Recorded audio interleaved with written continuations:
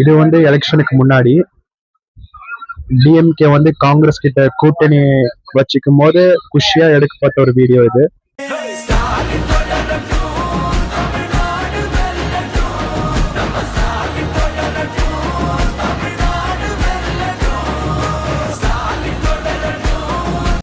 இது வந்து எலெக்ஷனுக்கு அப்புறம் எடுத்த ஒரு வீடியோ. மக்கள்ல உண்மையா யாருக்கு சப்போர்ட் பண்ணுவாங்க, யார வந்து வெறுத்து தூக்கி போடுவாங்க, அப்போ ஒரு எடுத்த ஒரு வீடியோ.